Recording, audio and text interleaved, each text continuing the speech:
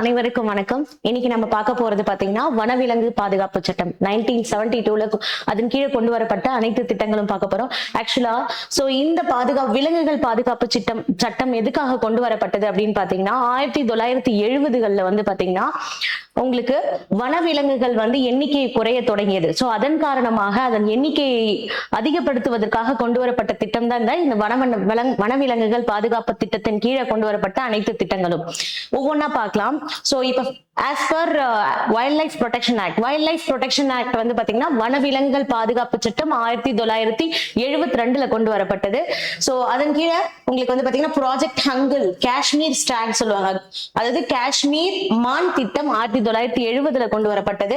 Project line, Asia சிங்கம் திட்டம் வந்து 1972ல கொண்டு வரப்பட்டது. ப்ராஜெக்ட் டைகர், புலிகள் திட்டம் வந்து பாத்தீங்கன்னா 1973ல கொண்டு வரப்பட்டது. இது அடிக்கடி எக்ஸாம்ல கேட்டிருக்காங்க. அடுத்தது பாத்தீங்கன்னா crocodile ப்ராஜெக்ட், அதாவது 1975 முதலைகள் திட்டம். அடுத்தது 1981ல காஷ்மீர் ஸ்டாக், அதாவது மான் திட்டம். அடுத்து 1992ல எலஃபண்ட், ப்ராஜெக்ட் எலஃபண்ட் அல்லது யானைகள் பாதுகாப்பு திட்டம் சொல்லுவாங்க 1992ல. இந்த யானைகள் வந்து நம்மளுடைய நாட்டின் ஹெரிட்டேஜ் அனிமல், பாரம்பரிய விலங்கு என்று அழைக்கப்படுகிறது. அடுத்தது பாத்தீங்கன்னா சீ டர்ட்டில் ப்ராஜெக்ட் 1999ல கொண்டு வரப்பட்டது.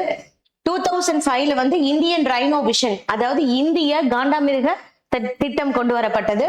2006ல வந்து ப்ராஜெக்ட் வல்ச்சர் திட்டம். அடுத்து 2009ல வந்து ப்ராஜெக்ட் ஸ்னோ லிப்பர்ட், பனிச்சிறுத்தை திட்டம் என்று அழைக்கப்படக்கூடிய ப்ராஜெக்ட் லிப்பர்ட்.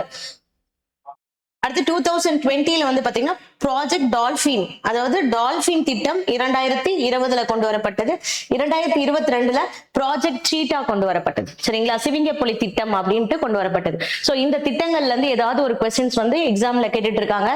இதே மாதிரி நம்ம ஒவ்வொரு டாபிக்கா வந்து அதுக்கு ரிலேட்டடா இருக்கக்கூடிய எல்லா டாபிக்ஸும் ஒவ்வொரு கண்டென்ட்டா பார்க்கலாம். உங்களுக்கு ஏதாவது கண்டென்ட் வேணும்னா கீழே சொல்லுங்க. எந்த மாதிரியான மெசேஜ், எந்த மாதிரியான வீடியோ வேணும்னு கீழே சொல்லுங்க. அதுக்கேற்ற மாதிரி நம்ம போடலாம். எந்த சப்ஜெக்ட்ல வேணும்னு சொல்லுங்க. தேங்க்யூ.